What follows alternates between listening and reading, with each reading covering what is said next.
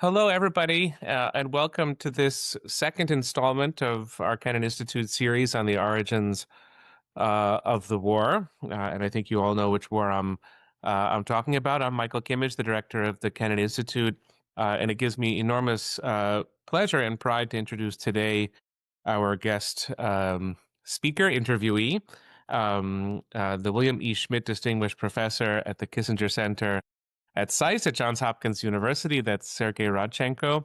And I could go into a long list of accolades and titles and publications. I want to isolate one in particular because I think it may prove relevant to today's conversation. And this is the book To Run the World, The Kremlin's Cold War Bid for Global Power, which came out in 2024 with Cambridge University Press. And for the few among us who may not have read the book, what Professor Radchenko does in it is to shift the conversation somewhat, not completely, but somewhat away from ideology and the long tradition of explaining Cold War contestation through an ideological lens, and to look at issues of status, prestige, and almost the psychology of power in the Kremlin, and to provide a new explanatory framework for many chapters of Cold War history. And Sergei, it's for you to say, of course, but I suspect that the insights taken from this book extend beyond 1991 and have some bearing on the contemporary world. But we'll let that emerge, sort of organically from from the conversation, if that claim about your research is true. But first of all, Sergei, a warm welcome to this conversation. Thanks for having me on the program, Michael. Really great pleasure to be here. And I'll just say to the audience that we will speak for about 45 minutes, and then we will welcome your questions, which you can send at any time to the Q&A function of the webinar. And then we should have 20, 30 minutes for audience questions. But I'm lucky to have the chance to ask a handful of questions of my own before we turn to the audience. And I just wanted to ask, first of all, Sergey, I hope it's not releasing a state secret, but I believe that you're at work on a history of the war in Ukraine. So perhaps I could ask you just to say a few words about that project, sort of where it stands and what you hope to achieve with it. Sure. That's not a secret. It's a long-term project that is just in its opening phase now. We've had a number of histories of the war that have been published already. They're not really histories; they're just accounts of current events, more or less. But eventually, I think histories will emerge. People are working on documenting this war, writing about it. And so I will be one of those people working on a broader history of Russia's invasion of Ukraine. And some of the things that I had to think about it as I approached this project is, first of all, what kind of history would this be? You can have a political history of the war. In other words, you look at how decisions at the political level made in, whether it's in Kiev and Moscow or somewhere else, how they interacted, how they impacted the course in the run up to the war and then the war itself. You can also do a military history of the war where you focus on actual battles. I'm not a military historian. There are other people out there who are much better equipped for that. So I think I'm not going to do military history of the war per se, which sounds a little bit strange when you do, a history of a war, not to focus on, I guess, battles. But I think there is a lot to be said for the political history. I mean, there's also social history. One could write a social history, and that's easier because social history could rely on information that is already available. Whereas what I'm trying to do is write a political history, and that is actually challenging in a number of ways. First of all, just deciding the scope of the project. Is it going to be a national history or binational history? So Russia, Ukraine, how they interacted, or is it a global history? I've chosen the global history framework because I do think that it's not just what Moscow decided, it's not just what Kiev decided, but also other players played a very important role. Of course, Western European capitals, London, Paris, Berlin, the United States played a huge role. Beijing played a very important role. So understanding all of that and how those decisions interacted, I think will be very helpful for piecing together a history, sort of how we have, international histories of the First World War. If you look at the First World War from Germany's perspective, or whether it is from, Austria-Hungary, or from, from the British perspective, you're not going to be able to come up with a Bible story. So it has to be a true international history. So that's what I'm trying to do. But here's the obstacle. And Michael, you would, of course, know this problem very well. But the issue here is that the key documents, and this is what historians love working with, right? Documents, key documents are unfortunately still classified, and you can put through FOIA requests and things like that. And I have done quite a few of those, by the way, put a bunch of FOIA requests to different governments. And sometimes they come through and they give you bits and pieces, but fundamentally, you're not going to get anything for 20, 25, 30 years. So I would venture an opinion that we will not really know what happened or will not have a true understanding of this war and the origins of this war until probably the late 2040s, early 2050s. So that's kind of bad for somebody who's just trying to write a history of this war in the next 5 or 6 years. But here's the good piece of news, and that is because it's a global war, you have people who were involved in the decision making on different sides in the month and the years and the month, days in the run up to the war, but also during the initial period of the war, who are around, who remember, hopefully remember what happened, and who can share this information. Perhaps sometimes you have to triangulate, but you interview, dozens of people, perhaps hundreds of people at the senior level, at the policymaker level, and you try to really understand what happened. And it's actually often through this kind of triangulation that the story comes out. This hasn't really been done yet. And so I see myself as sort of being on that on that cutting edge of research, where almost writing like a first draft of history. But I think it requires for the war to be over, to be truly, and of course I want to write not just about the origins but the entire war. So I'm waiting for the war to finish in a sense before I start writing. And sad to say it hasn't happened yet, but once it does happen, I do want to piece the story together by talking to policymakers in all the relevant countries. And we can of course talk about the challenges that this entails, in particular on the Russian side. The Russians are going to be a problem. I've found that in my conversations with people, with policymakers in Ukraine, for example, that they're willing to talk about these things across Europe, very much so. The United States, certainly the Biden administration, very much so. China, not so much. The Russians are a problem. But that's basically, and I'm sorry for the long introduction, that's basically what I'm trying to do. One quick reaction and then another question. It does seem to me, in terms of opportunities, the research opportunities of the present moment, that even unlike the Gulf War of 1991, that you're going to have extensive video sources, and of course, social media has to be factored in. I'm thinking of something like the Putin-Biden summit in 2021, which matters in ways that historians will determine, but certainly matters for the lead up to the war. I mean, there are all of the interviews and the videos and the kind of visual record that 50 years ago would have been just unthinkable. And it seems to me that historians can extract from that certain kinds of insight. Absolutely. I don't. I think it would be unwise to underestimate the usefulness of publicly available sources. And also, as you say, you can document an event from different perspectives. And what I've also discovered is that with time, you have documents are sometimes leaked, or interviews appear on a subject, and sometimes this happens months or even years after a given event. So, for example, we know much more today about what happened in September, October 2022 with regard to nuclear scare, so-called nuclear scare, than we did, for example, at the time, in the weeks that in the run-up, etc. So now we can kind of start piecing the story together and triangulate the evidence. And the same goes for almost anything else.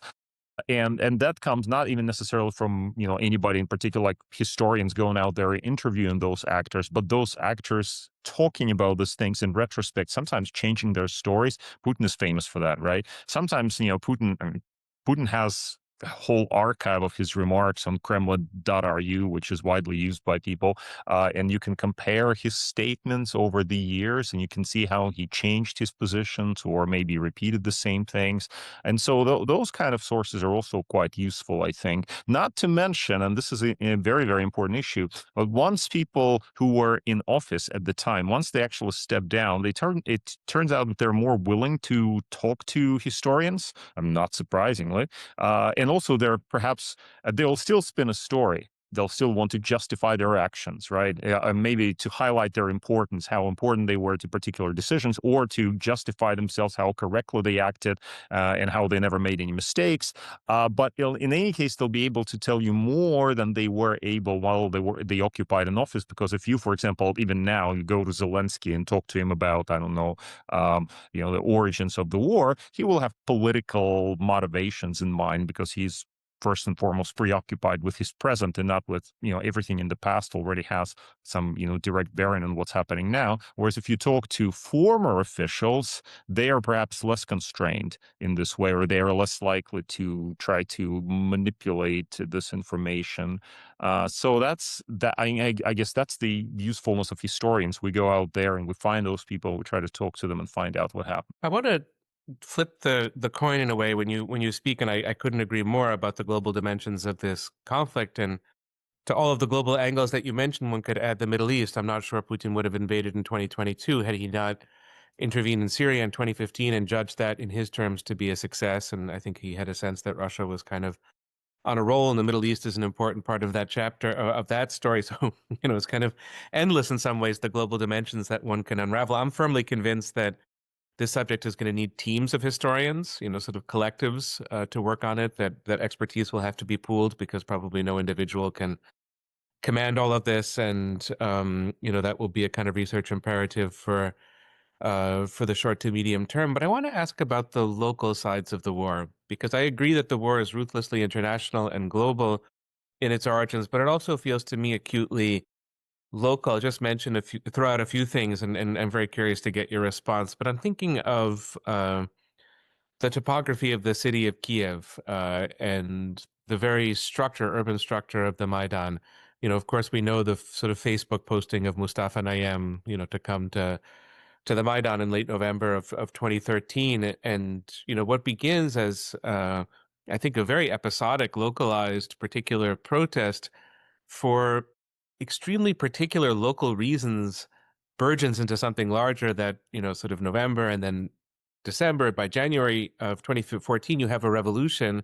In a way, all revolutions begin small and then become large, but they have local reasons for doing so. But even more so, and here's where I feel the graduate students in our audience, I would urge you to take note, a history of the Donbass from, say, January to May of 2014 that really goes community to community and region to region and group to group would be extremely helpful. I don't think that any of the very big, broad thesis statements about the Donbass really work. It was not a spontaneous uprising, and it was not a top-down Russian takeover. It was in some messy way something very much in between. But the local realities of that matter greatly. And of course, we could go to 2019 and 2020 and 2021, the arrest of Medvedchuk, and certain quote-unquote local, sort of reasons. But I'm curious, as you scrutinize the global, what place do you reserve for the local in this story? Well, Michael, you're exactly right. And one thing that you pointed to that is extremely important is the chronology of this war. Where do you start? You mentioned Maidan and the events that led to the annexation of Crimea, the events on the ground in Donbass. How did this? I mean, this was 2014. How did this impact what happened later? Is that where you would start a war? I mean, Ukrainians like to point out that the war did not start in 2022, but actually started in 2014, and there's a point there. But then it sort of, I guess, fizzled out a little bit, and you had the standoff. And I think a thorough historian would probably have to go back to that period to try to excavate excavate the information. We already had, for example, we had Sergei Plokhy's book on the Russo-Ukrainian War that even went back much further. Actually, there's great information there in the 1990s and what unfolded there, and how relevant is this to our understanding of the causes that led to the outbreak of the war, whether you take 2014 or 2022 as your starting points. I think that's all, those are all important questions. And what I find difficult for a project like that is just even to find that chronology, to like sense where do you start. And also, by the way, we have documents. There's going to be, depending on where you start, right? So already, for example, we have documents. The National Security Archive is doing a great job getting some of the documents on the early 2000s where Ukraine figured, the Bucharest lead up to the Bucharest summit, the Putin-Bush conversations. This sort of stuff is already emerging, and you find Ukraine there, and you find, for example, Putin's concerns about, NATO enlargement or NATO and Ukraine. You have this kind of ideas that are floating out there already in the public record that is being declassified. I personally filed tons of MDRs, mandatory declassification requests, for the audience, with the Obama library to see if we can get the stuff on the on 2014. All the meetings between Obama or conversations between Obama and Putin, the Obama and the Ukrainians, etc. And sometimes you have to wait for years, and then you have to sue the government to get the stuff out. But often you can actually get this done, right? You can get this stuff out. So all of that is just to highlight the importance of the current chronology. And then if you, let's say, include 2014 in your 2014, 2015 in your chronology, then of course you then have to try to figure out what actually happened in Donbass, to what extent this was, a local initiative. Where did the Russians come in? How did the Russians that did come in, how did they interact with the Kremlin, etc. And unfortunately, we'll have a problem as well with access to documents, but maybe it'll be easier to get oral history for some of these people. Um, Difficult though. I can see the challenges, right? The challenges of reaching out to some of those Russian paramilitaries. Some of them are still around, those who have not been killed. Some of them are in prison, interestingly. But anyway, that'll be a challenge. Could I go a little bit further into the question of chronology and where to begin? I mean, I think a very sustainable case, maybe this is what the historian Serhii Plokhy would argue for, a sustainable case can be made for beginning in 1991 with the collapse of the Soviet Union, looking perhaps at issues related to Crimea in particular, which was, I think, in the 1990s in a subtle way, a sort of vexing point for Russian leadership. Obviously, questions of NATO would figure in the 1990s story. A case could be made for beginning with the Orange Revolution, Mm. of 2004, because you have a Russian leader, I forget which one it is, a decision maker who says this was our 9/11, and a way in which something breaks between Ukraine and Russia in 2004 already, although not irreparably. And then, of course, you mentioned the Bucharest NATO summit in 2008, where George W. Bush famously said, or NATO itself said, that one day Georgia and Ukraine will be members of NATO. You could kind of begin the story there. If you really wanted to tell a story about NATO, I think 2008 is probably where you would begin. You could begin the story in 2010 when Yanukovych becomes the president of Ukraine, and something I think kind of breaks in Ukrainian politics that's going to then come to the surface in 2013. You could begin the story in 2009 with the Eastern Partnership Program of the European Union, which, after all, is the immediate kind of literal spark behind the Maidan, at least, if not behind the larger conflict. I think it would be legitimate also to go past 2014 and say 2014 is really prelude. It matters, but it's very different. It's a category difference between 2014 and 2022. And so really what you have to do is begin in 2021. I'll just alert listeners that we are in a few days going to have a conversation with the Ukrainian historian Yaroslav Hritsak, who's doing research now only on the timing question.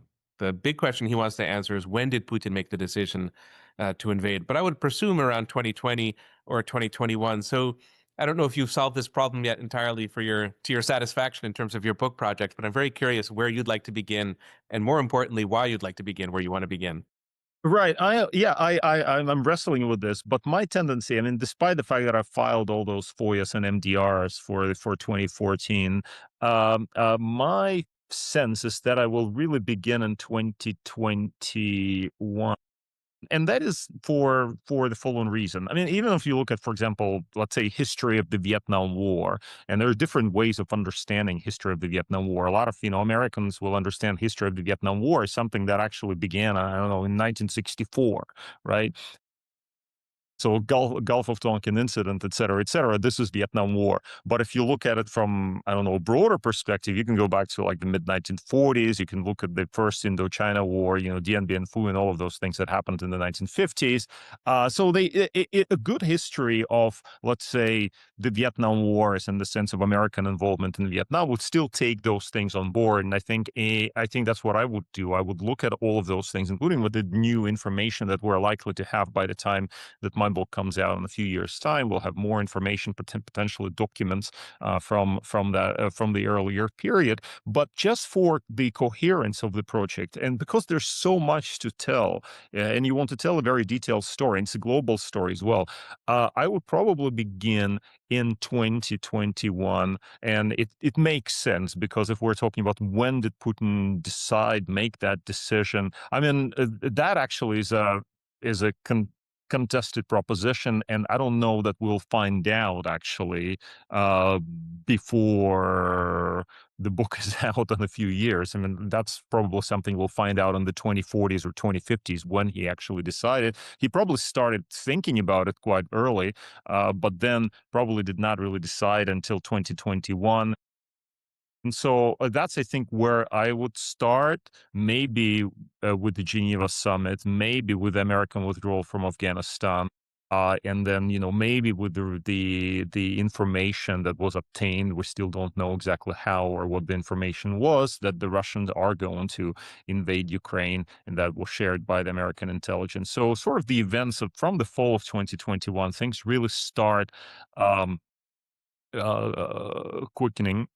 The pace starts quickening, and I think that is where the logical beginning of this project would be, and the end would be, whenever it ends, right? It still hasn't ended, so it's an open. That's why you read any number of these histories that have come out, and some of them are actually quite good, very, very good, fantastic journalism.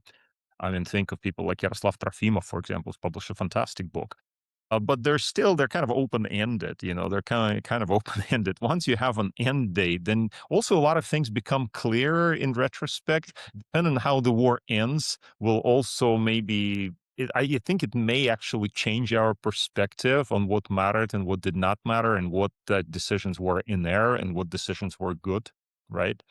Is it a controversial thing to say? Maybe. I guess no. It depends on how it ends, right? If it ends very well for Ukraine, then you'll say, "Yeah, fantastic." The Ukrainians they fought their way to freedom, etc. If it doesn't end well for Ukraine, then you might be justifying asking questions, and well, what reasonable compromise could have been achieved at other points which would have Right. achieved a better outcome for the Ukrainians. Yeah, that's very true. The normative questions and the policy questions are very bound up. In that, I take a certain comfort from the fact that Thucydides wrote his great history of the Peloponnesian War before that war was over. He wrote it as sort of a Hmm. eyewitness, and to me, that suggests that it is possible. I know questions of objectivity with Thucydides are debated, but it is possible to write a really rigorous and serious history of something that is unfolding before your eyes. And precisely because, I couldn't agree more that we'll have the documents 30 years from now and maybe an extensive memoir literature and interviews and all of that. But there are so many urgent reasons why we need histories written now. We need to get beyond the journalism. We need to think in longer terms. We need to begin to provide context for this. So I think even histories that fall a bit short, Yeah. for I lack mean, we still disagree about basic questions, right? We have this great debates about the origins of war, and we have people who are absolutely 100% convinced that their position is the only true position. Here's why Putin invaded Ukraine, or no, here's another reason why Putin invaded Ukraine, and there's not a lot of evidence in many of this, right? You have people making those claims, and I think the usefulness of history here is, I mean, history is generally a friend of multi-causality. And I think a historian working in this will say, well, yeah, you're right. You're right. Let's see, let's weigh this argument against one another. Perhaps we can come up with some kind of a compound argument that becomes more sophisticated, maybe not as polemical, not as black and white, but perhaps closer to reality. I think that's the true usefulness of history.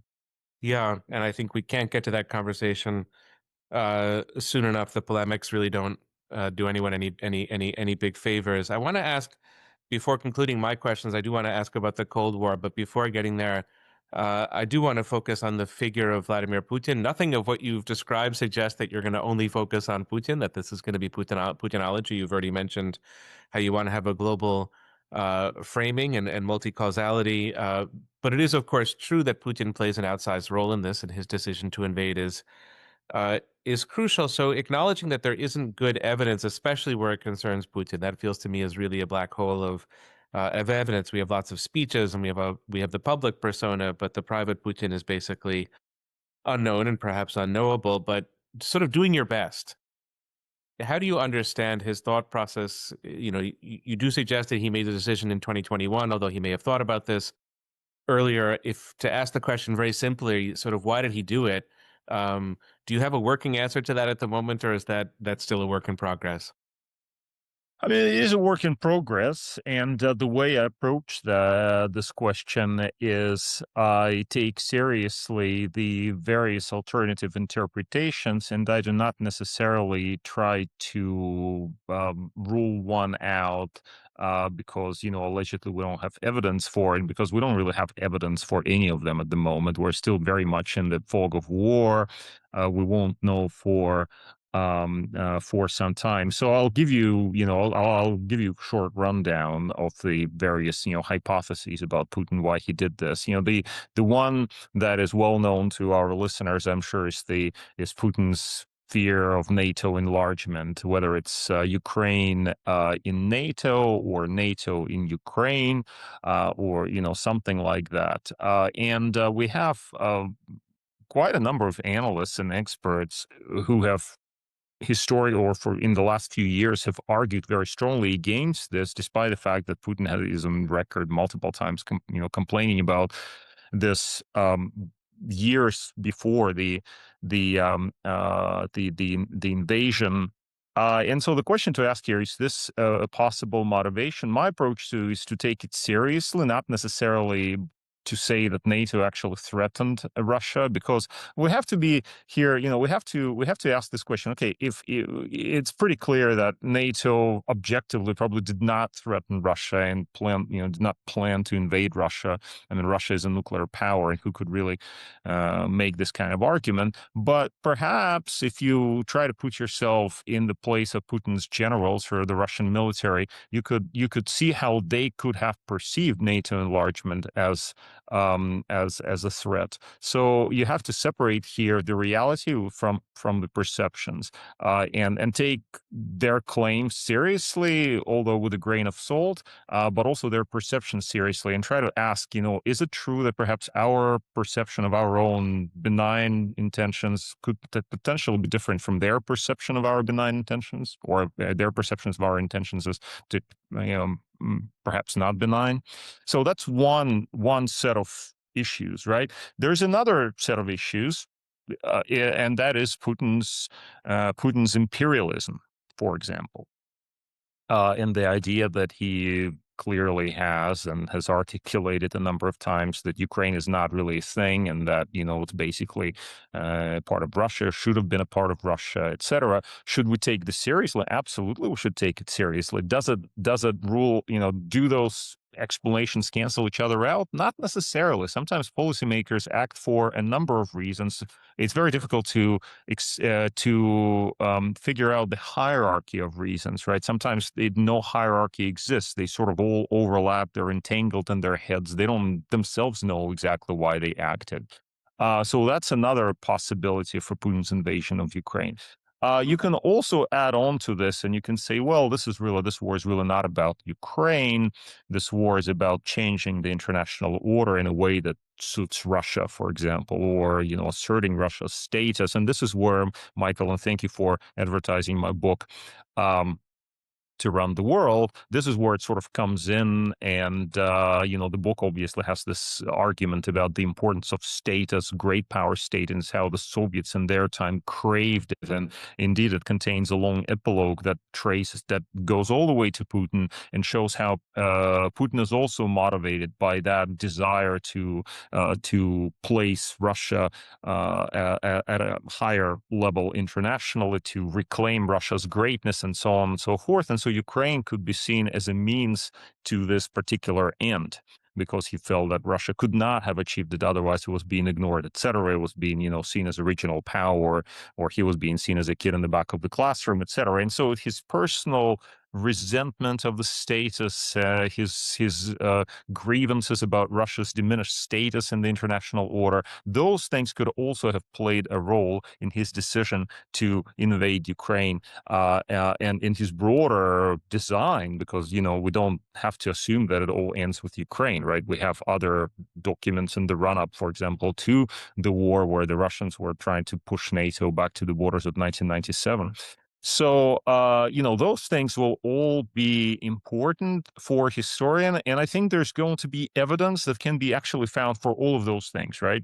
You can find evidence that would support all of those perspectives. And I think an honest historian will have to say, well, look, we have evidence supporting all of that. So it must be some kind of multi-causality play here. It cannot be just one or the other. And that's the difference between history and, let's say, a reflection in the present moment. It's not something you write necessarily in a foreign affairs article. Or maybe you do, actually. I like historical articles in foreign affairs. I write them myself, so I'm not going to say anything that historians should not be making this more sophisticated argument. But generally speaking, and this is my professional bias, right? Historians like this sort of nuance, and I think that's what I will try to do to the best of my ability. I mean, it does seem to me that for policymakers at the present moment and in the future, this is not a small question. The sort of multi-causal explanation that you just laid out for Putin is actually a fundamental question, because only if you can, I think, have a decent grasp of the motivations that led to this event, can you probably adequately deal with the diplomacy that will unwind it. That there is a causal connection between understanding one and working on the other, and it is not easy for policymakers to slow down and sort of take in those more complicated multi-causal explanations, but crucially important. I want to conclude my questions. Two final questions to you both about the Cold War, and one is not the first is not about how the Cold War explains present day events or recent event. It's more how recent events shape our understanding of the Cold War. And I'll just start with a personal observation that I've started to think very differently about the Cold War gradually after 2014 and then suddenly after 2022, in the sense that I don't think that the Cold War really ended in 1991. And I don't think that that's a useful framework. I think certain of its elements were subdued. Uh, obviously there was a very big psychic shift and a huge shift on the ground in the geopolitics of Eastern and Central Europe. And, the Soviet Union's transition to Russia is a momentous transition. It's a huge change. But some of the underlying issues that were there in the Cold War were just unresolved, and in a way recurred or kind of deepened or came back to us in a somewhat new form over the last 20 years. That's one of the, I can think of more ways that this recent set of events has changed my thinking about the Cold War. But I'm curious how it may have changed your thinking about the Cold War, or perhaps it didn't. But if it didn't, why wouldn't it have changed your thinking about the Cold War? Because I think historians inevitably, take a kind of wisdom, insight, or knowledge from the present and then project it back onto the past. I mean, they do, right? It's better just to be honest about it. We filter the past through the present in many ways. So that's why, in, after just writing what an 800-page book about the Cold War, I very much felt that my interpretations were perhaps impacted and influenced in any number of ways by my own observations in present time. They would sure, of course, they're different from, let's say, people who were writing from the observations of people who were writing in the 1990s, when we had the moment of great euphoria, the end of history moment, everything was going to be wonderful forever. And then it turned out that actually things didn't turn out so well. And so we have to go back and re-examine and say, well, why is it that we're still in this mess? If everything was supposed to be so great, then why are things so bad? And then you start seeing continuities, and on this question of the Cold War, a lot of historians will also argue against us, Michael. They'll say, no, the Cold War is something different, and you should not confuse the Cold War in this moment. And they'll in particular draw attention to the ideology and say, well, this was a struggle between capitalism and communism, global, struggle for global influence between capitalism and communism. And I will say, well, yes, sometimes comparisons like that are not necessarily useful or helpful. I mean, they do help. I mean, why do we compare the present moment to the Cold War? Because we're trying to see whether any previous lessons could be applied to the present, right? So if it's the Cold War all over again, then maybe we should go back to George Kennan's long telegram and do some containment or something like that. If that's what we're or something, right, along those lines. So in a sense, yeah, it's useful and sometimes not as useful. What I like to do is I like to stress certain continuities and also discontinuities. And in terms of the continuities, we can point to a struggle in multiple domains. And here I'm not just talking about Russia and Europe or Russia and the West. I'm also talking about China as part of that competition.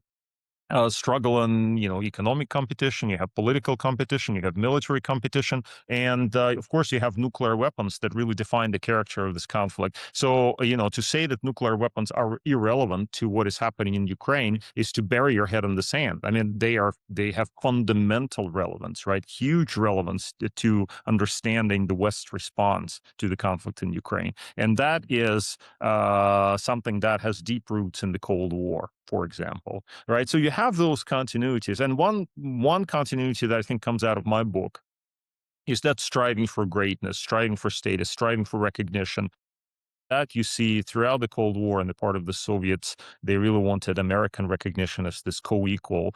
And you still see it today. You have, Putin flying to Anchorage, being welcomed by Trump there. He's so happy that he's there in Alaska because he's getting the recognition that he so badly wanted. Is he willing to sacrifice his war in Ukraine for the sake of that recognition? Maybe not, but he still wants it because then he will take it to China. And he did. He took it. He went to China and he brought, straight from his summit in Alaska, he went to China, and then he emphasized his understandings that he had reached with the United States. So a lot of those triangular elements that were in play during the Cold War, they're still very much in play, and that is because we're still dealing with so-called great powers, right? They're still around. Russia in a much diminished state, of course. China is in a much increased state, much greater power. But the big question is what the Europeans are doing here. Speaking from Europe, the Europeans, we're not quite sure yet if the Europeans are a great power or not. I think they're trying to be, but that still remains to be seen. And if they do become one, that'll be a very different dynamic from the Cold War. One final question for me on the Cold War, and I'm delighted to see already 15 questions from the audience in our Q&A function, and please send as many as you wish. If I have to amalgamate them to try to get through all of them, I'm happy to do so. We sort of strive to get every question answered that gets submitted. So please continue sending those in. But my final question is about the Cold War and Ukraine per se. When histories of the Cold War are written, to my knowledge, Ukraine is not sort of a big piece of the puzzle, or at least I think of the way I studied the Cold War in graduate school. It was a very Moscow focused thing. And then, of course, sort of aware of the Baltic republics in the end phase. Poland, of course, plays a huge role in the story of the Cold War because of what happens in the 1980s. And then Germany, if any country kind of dominates in some ways the imagination of Cold War historians, it's probably Germany, divided Berlin, Berlin Wall, East Germany, West Germany. But I'm wondering if we can't go back to the history of the Cold War to understand not the why of this war in terms of chronology, but the why of this war in terms of geography. Why Ukraine? In some ways, I feel like the more I think of it, going back also to the First World War and to the Second World War, it's in some ways not that surprising that the collision occurred in Ukraine. But I'm wondering if we can take the history of the Cold War and apply it to the country of Ukraine. I know it's a bit of an esoteric question. It is a it is a With this it war, is I a always think it's difficult good to loop one, one's way back to Ukraine and to make it a story right? about I Ukraine. mean, you could go back to the origins of the Cold War, and you could, for example, talk about the importance of the so-called security buffer. But of course, at that time, Ukraine was was a part of the USSR, although obviously in 1939, with dire consequences for the Soviet Union, part of Poland was annexed and became what is today's Western Ukraine, right? So that already kind of that part of Ukrainian history very much interacts with the broader story of the Soviet collapse. And if you again, we've already mentioned Sergei Plokhy, but he is, of course, very well known for that argument that Ukrainian striving for independence was actually a key factor in bringing down the Soviet Union, although not necessarily in the end of the Cold War, because you might argue the Cold War was already ended by that time. You might have ended in, you could say perhaps already by December 1988, certainly by 1989. Uh, but this question of Ukraine as some sort of a security buffer in the same way as, let's say, Poland or Czechoslovakia were during the Cold War, I think that is a relevant question if you take on this, security dimension of Putin's decision making, or even the imperial dimension, because there is a conception of, just as Stalin had a conception of a kind of a Soviet empire that would include certain lands that were, had once belonged to the Tsars. Putin also has this conception of a Russian empire that is perhaps unthinkable about control of Ukraine, because that, in his interpretation of history, this is what makes Russia great, because it has access to this territory. And that's relevant, of course, for understanding the possible end game in this war, because people are asking questions. What is he trying to do? Is he just trying to control bits of territory in Donbass, or is he trying to actually control all of Ukraine, or at least Kiev, the quote unquote mother of Russian cities? So those historical questions are, I think, important, have continued relevance. Great.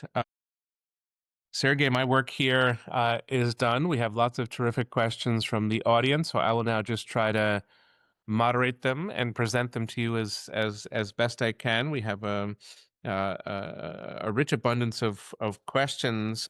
So one is about your explanations for Putin's decisions. I'll just review my notes here. You had mentioned NATO enlargement, Putin's imperialism, and Putin's notion, or the Kremlin's notion, of international order. And one of our guests asked about the question of regime security, whether there was a motivation to fight the war for the sake of regime security. So a possible fourth explanation.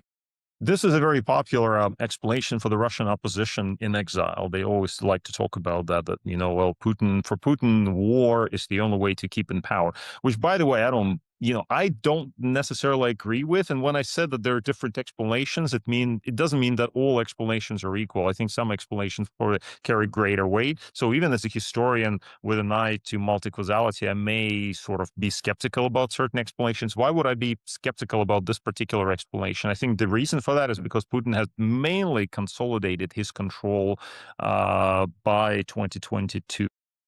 The Russian opposition was basically destroyed. His organization driven out of the country, people arrested in great numbers. What threatened Putin ultimately domestically in 2022 that would not allow him to remain in power, for which he needed to invade Ukraine? I don't think that we can easily come up with an answer. Yes, he has used the opportunity of the war to even further the Russian society and unleash even further repressive measures, including things like controlling the internet, etc. And that, of course, helps regime security. But those things could also have been done, frankly, without invading anybody. He was doing it already since coming to power first gradually, and then quicker and quicker and quicker. And so we get to 2022, and Russia is already very repressive, very authoritarian state where people basically could not really say or do anything against the authorities. Since you've just spoken eloquently, Sergey, about Putin, I'm going to stick with another Putin question, and this is about Putin's isolation during the pandemic, and whether this shaped his psychology, radicalized his thinking, and played a role perhaps in his march to war. Just it's not that the pandemic ends and the war begins; it's actually the two are kind of happening sort of at the same time. The fall of 2021 was a revival of the pandemic, and kind of one fades into the other. So was there a possible role that the pandemic played in Putin's thinking? I mean, so they say, right? We don't know. One of the interesting things that I've had as, one of the experiences that I had as part of this project of interviewing people I had a wonderful interview with Olaf Scholz, who was chancellor at the time, and he was one of the ones who was engaged in the long table diplomacy, and it was just so interesting to hear. He was just coming in, right after the pandemic, and the long table was supposed to protect Putin. But the way he described it, to me, it became clear that it wasn't at all about protecting Putin. It was all about sort of projecting a certain image and humiliating, perhaps, the Europeans, et cetera, et cetera.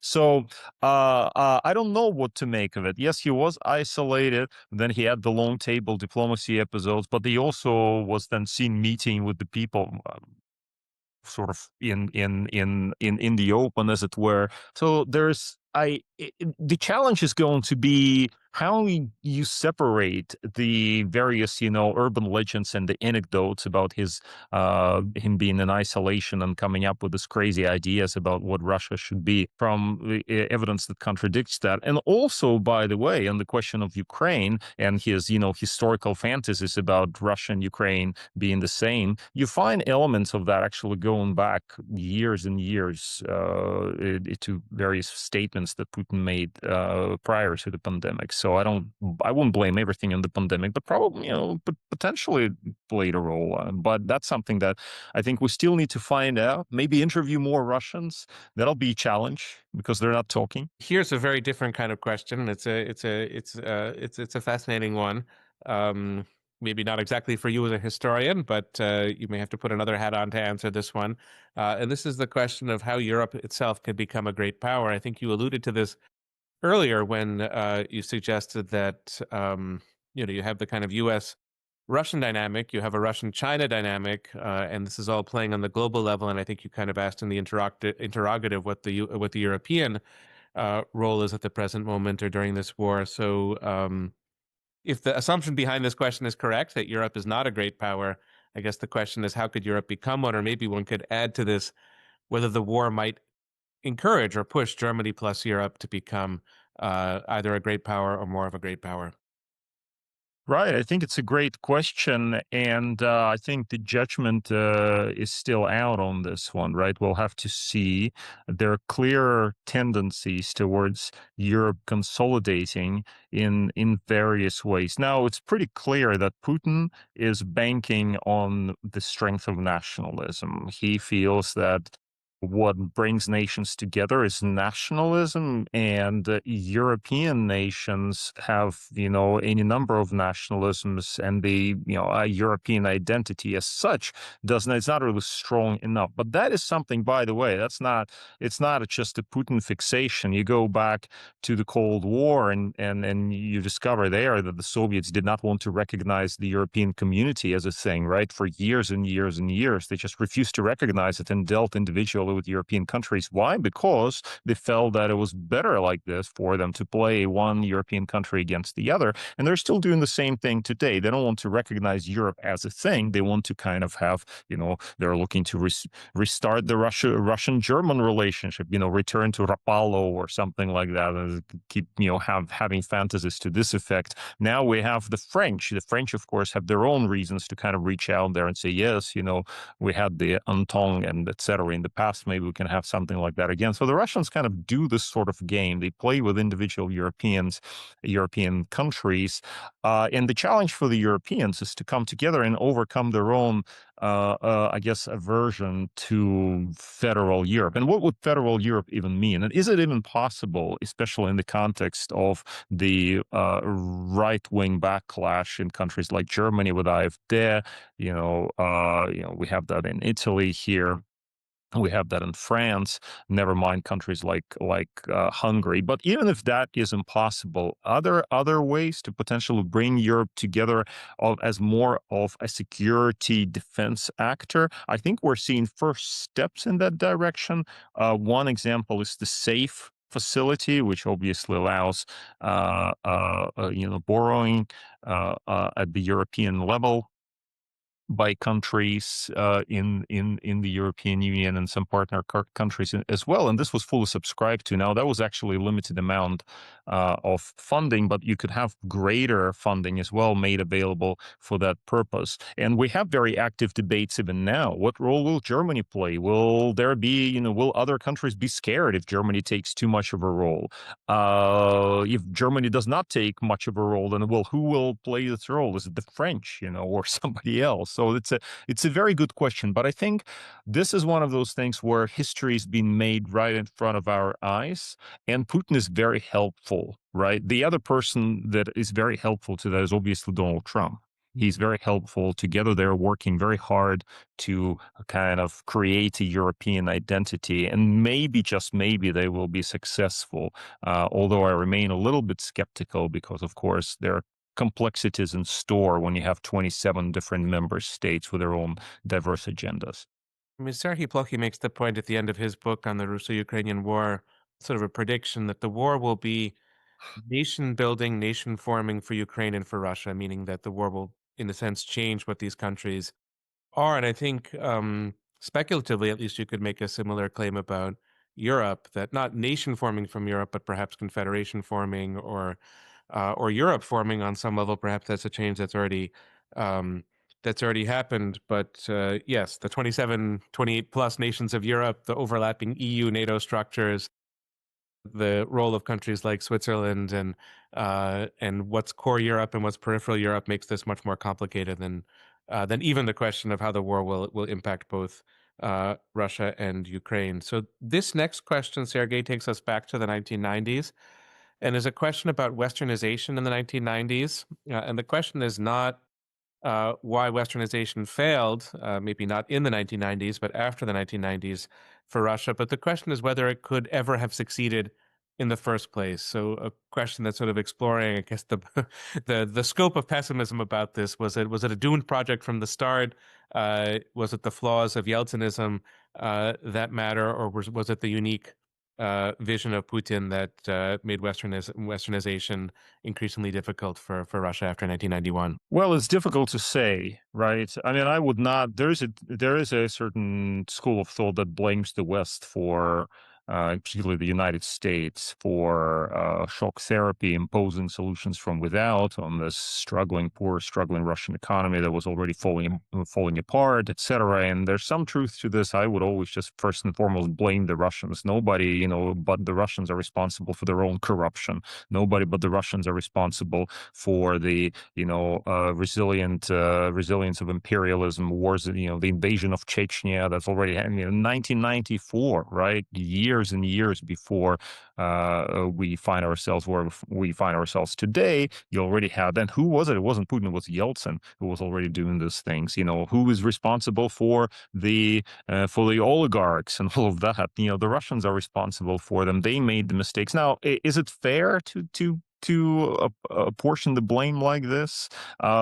Is it also, perhaps it's wise to just stress the dire economic situation that the country found itself in the 1990s, and that so soon after this period of alleged greatness, where there was a mission, there was some kind of standing in the world, which was very important. The Russians have always been great suckers for greatness. They always had greater ambitions, that they had the means to accomplish them. And of course, the Cold War was exactly, played out exactly as a process whereby the Russians tried to achieve those ambitions, but ended up in bankruptcy effectively. But if there's one particular word that really rings in the 1990s, it's the word humiliation. And you can see that society-wide, this notion, this feeling of being humiliated, this feeling of being somehow ending up in misery from, losing the great power status. And this is the sentiment that is also expressed or very often in the 1990s at the political level. So you have Boris Yeltsin talking about this, meeting Clinton in May 1995. He said, NATO enlargement is nothing but humiliation for Russia. That's a quote from the memorandum of conversation. And of course, Putin plays into this. He comes along, and the first thing that he does is not even a president yet. He says, he will raise Russia from its knees, and the whole idea is there, is returning Russia to greatness, etc. Could it have gone elsewhere? Could Russia have been successfully integrated into the West? I think this is a really, really big question because, for example, you might ask the question, if, for example, Russia were to gain in the 1990s a membership in NATO. The Russians wanted it. They kept asking for NATO membership. They kept asking for different forms, not necessarily full membership, but like the French type or something like that. And you might say, well, yeah, maybe this was a lost opportunity. On the other hand, you might also say, oh, no, wait a second. The Russians wanted to get into NATO, so they would basically sabotage it from within, and that would be actually quite bad for NATO. This would be, a terrible idea. So you could ask this kind of, those kind of questions, or you could ask questions about the extent of foreign aid to Russia. And you might say, well, was there enough aid provided by the West in order to, should we blame the West, for example, for not giving more money in the form of some kind of a Marshall Plan? It didn't seem necessary at the time necessarily because if you compare, for example, the situation with the early Cold War, the Marshall Plan was important to prevent Western Europe from falling under communism. Whereas in the early 1990s, it didn't seem like this kind of investments were perhaps warranted or necessary, and you might say that this was short-sighted in retrospect. In other words, you have any number of positions, and I think we will continue arguing about this. What's really interesting is that we're increasingly able to argue about the 1990s on the basis of the documentary record, because not only have the materials in the Clinton library, a lot of them are being declassified and have been declassified, but also, for example, in Britain, in the National Archives, there's a lot on Russia, just tons and tons and tons. And so very few people have visited this stuff and looked at the materials, and I think this is going to be sort of for historians, for proper historians who like working with archival documents, this is going to be the next thing, looking at the 90s and trying to understand the deeper roots of the present predicament. Well, we at the Kennan Institute care greatly about students, and I hope, Sergey, that message gets through to students from undergrads to grad students in terms of the kind of new research that's the possible, which will lead to new contributions to precisely these debates. So the next question, Sergey, is about ordinary Russians. And I know that you said that you're not writing a social history of the war, which might get to the bottom of this kind of question, but still it does shade into politics, of course. And this is whether ordinary Russians were on the eve of invasion, supportive of the invasion.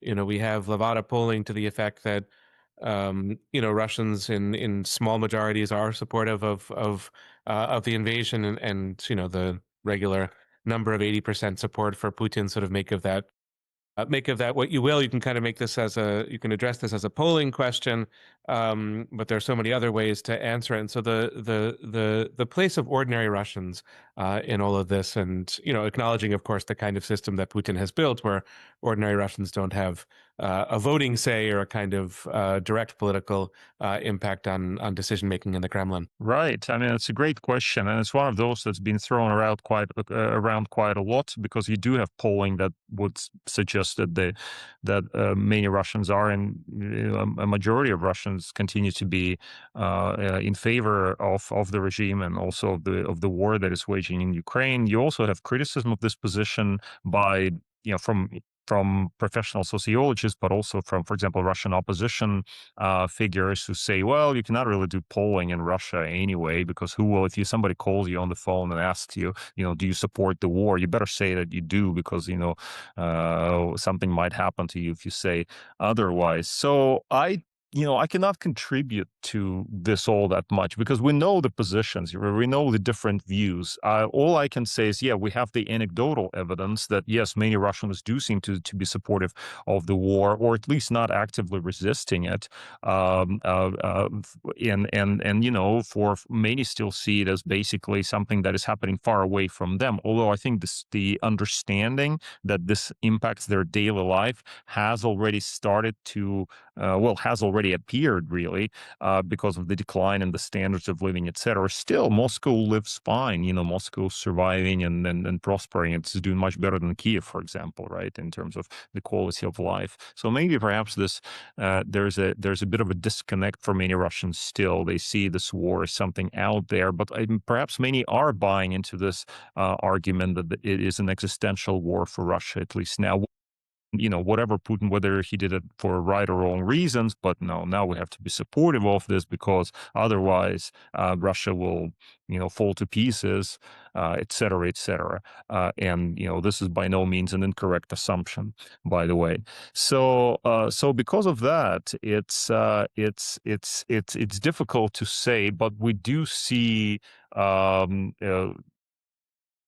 imperialism, great power, chauvinism, sort of this kind of idea about greatness of Russia is it's not just a message that has been projected by the Kremlin. I think it is a message that has been internalized by many Russians. You could see that in the 90s. Today it is being reinforced through the public education system, about Russia's greatness and patriotism, so-called patriotism and so on. So I would not discount this argument that Russians continue to be invested into in this war. We don't have a great deal more time, so I think maybe at most three questions. So I'll have to choose wisely with apologies to those whose questions don't get asked. This, I think, is a nicely provocative one in terms of how one writes the history of this war. And this is, where do you fit the Prigozhin mutiny into your narrative? I can't think of any good answers to this question, interesting as I find it, and very curious where you think this might fit. Is it a blip in the story of the war? Is it something else? Is it a window into the war? Where does Prigozhin? I mean, if you go back to the Prigozhin mutiny, there were two views on it, right? One is that it shows the weakness of the Russian regime, and the other is that it shows the strength of the Russian regime, right? Remember that? Remember those discussions?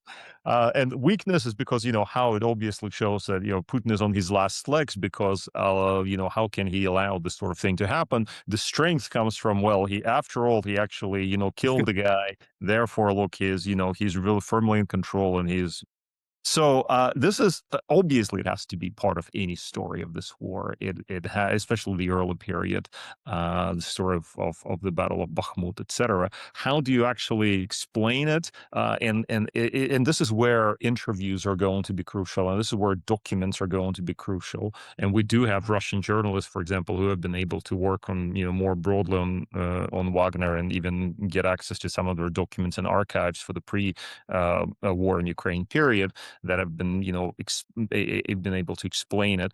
I don't know to what extent I will be able to improve on this feed, and find more evidence or interview potentially some of those people who were involved, right? So, I would imagine that somebody like Lukashenko would have a lot to say. This would be super interesting to talk to Lukashenko about this in retrospect. By the way, and here's where, as a historian, I face problems because I work for an American institution, and do you reach out to Lukashenko, or are there reputational issues there, right? How do you even handle this kind of issues? That's very difficult. Somebody like Surovikin, who sort of disappeared off the map. I don't know.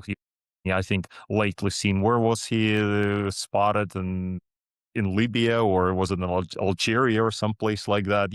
Finding people like that to tell the story. Sometimes the story comes out years later. But I still think that we're far from understanding what drove Prigozhin, what he tried to accomplish, what sort of compromise was reached, and why, what was promised by Putin, and why in the end he decided to get rid of Prigozhin. Although we can have, we can guess, I guess we can guess the reason, but still finding those answers and documenting those answers will be really, really interesting. Two-part question, which comes from two separate audience members. One about a sort of historic discomfort in Moscow, or before that, St. Petersburg, with an independent Ukraine. So here, thinking maybe a little bit less globally about the war, but to what degree this is a war intended to suppress Ukrainianness as such. That's a question that we got from one of our audience members. Then a different kind of question, which is how to handle the how does one put it, the troubling or the darker sides of the Ukrainian story. So nationalism in Ukraine, far right movements, corruption, etc. It's very rare that a war makes any country more liberal, sort of more tolerant, more open. Usually, it's just a general point about wars. They tend to tug countries in the other direction, and the question would be how you handle that as a historian. So first, sort of a war to crush Ukrainian identity or Ukrainianness as such, and then secondly, how you handle the checkered nature of Ukrainian politics. I mean, great questions on whether it's, the war was necessary to quote unquote crush Ukrainian identity. I mean, we can try to approach that from that standpoint of Putin's imperialism, but I think a very interesting question to ask here would be: were there any turning points where things could have gone differently if, for example, certain issues were resolved in a different kind of way? So, for example, you might say that post 2014, Russia was not deterred enough. More sanctions could have been implemented against Russia. In other words, sort of used kid gloves to treat Russia. We should have been harsher on Russia. And that would have deterred Putin. Or you might take the opposite view and say, well, actually, yeah, Putin had his concerns about this or that, or about, the status of the Russian language or Russian minority, we should have engaged with him better in the context of the Minsk process. I think that's the argument that Angela Merkel actually makes in her memoir, the new memoir. Which one of them is right? Which one? They cannot both be right, or could they be both be right? I don't know, but you can see the different approaches to this question. So yes, suppressing Ukrainian identity, we can clearly trace those ideas to Putin's thinking, and not just to Putin's thinking. There's a new book that just came out by Juliette Faure, a French scholar who looked. The book is called "The Rise of the Russian Hawks," where she looks at the people like Prokhanov and Dugin and their thinking in the 1990s, and even earlier than the 90s, and then 2000s, and you find pronouncements about how Ukraine is not a state very clearly over there. And so the question is, well, did that influence Putin? So these ideas were clearly around, but I think a more relevant question is, could that have been prevented somehow? Deterred, or could Russia have been engaged with in a different way? And this is where historical research is going to be very, very important. The second question is extremely interesting.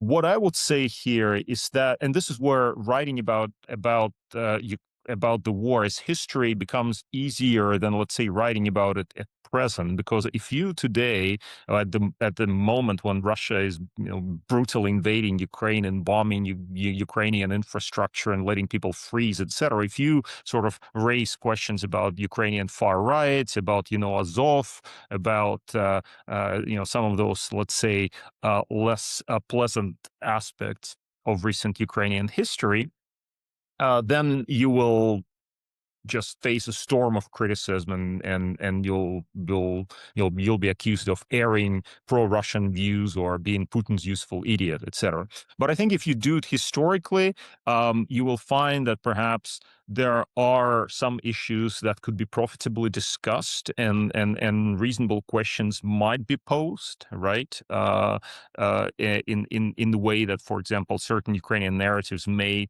or may not have contributed to the outbreak of war, but it's something that is more profitably engaged with historically than it is in real time. That's what I find. Final question, Sergey, and you mentioned Angela Merkel, and I can't remember if it's in the memoirs or if it's in recent interviews, but she blames the Baltic republics for getting in the way of a good relationship between Germany and Russia, which is, an interesting argument. She also claims in the memoirs that she knew that there was going to be a second stage of the war, and she was just buying time for Ukraine. So scrupulous scientist that Angela Merkel is, she's also a politician who's making her defensive arguments. But this final question takes us to the Baltics, which I think is an interesting place to conclude, and whether the war might spread there. Obviously, not a historical question, but I'm just thinking about the explanation you gave us for Putin's decision to invade Ukraine, and I think you can play it both ways: that NATO enlargement, Putin's imperialism, Kremlin notions of international order might point towards some kind of meddling or invasion of the Baltics, but they could also point away for it. I'll just say for the record that that's sort of my sense of it, that this is not a war that's going to spread to the Baltics or not anytime soon. But let's end up here. I guess we could ask the question very generally. Do you think the war has a potential to spread beyond the borders of Ukraine? So, Michael, that's also a very difficult question. Obviously, historians have trouble enough predicting the past. Never mind talking about the future. So I actually wrote a paper some time ago on this question: how likely it is that Russia will invade the Baltic states. And I looked at it from the security standpoint, from the sort of the historical standpoint, and I found that in many ways those reasons were not as important as you just said, as for example in the case of Ukraine. So there is no mother of the Russian cities argument that can be made about Vilnius or Tallinn or Riga, right? The same way that can be made about, let's say, Kiev. And you might argue that security-wise, it's also not that important. In any case, it might provoke an even greater security crisis for Russia, for example, if it were trying to, let's say, make Kaliningrad more secure. It could actually risk losing Kaliningrad altogether in the broader conflict.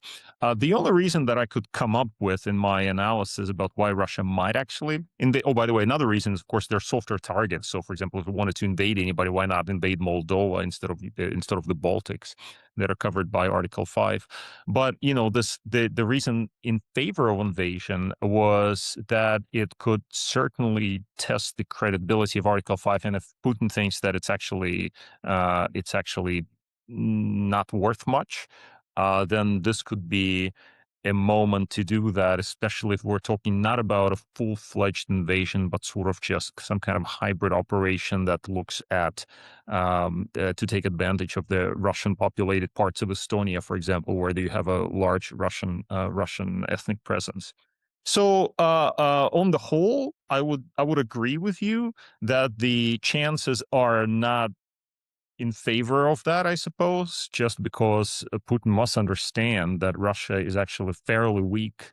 And if it spent 4 years trying to conquer a piece of Ukraine, then how much more difficult is it going to be if it actually were to get into broader war? And of course we don't know if we'll have a broader war with NATO all participating and protecting the Baltics, but it's a fair assumption that it might happen. And so Russia doesn't seem to have this capability, regardless of what the intention might be. So I would be skeptical, but then, Putin is a risk taker. Who would have said in the run up to February 2022 that invading Ukraine was such a good idea, right? And even here, a lot of people were skeptical. Also, a lot of people around Putin were skeptical. We know some of their names even today, right? The likes of Kozak, the Narishkins, and some even perhaps Lavrov did not believe that this was necessarily a good idea. But I think a lot here also depends on the outcome.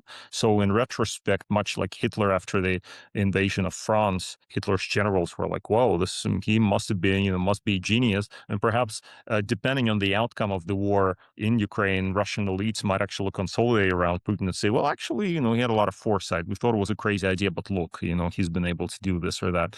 So I think it's a difficult call. So I'm not gonna make it.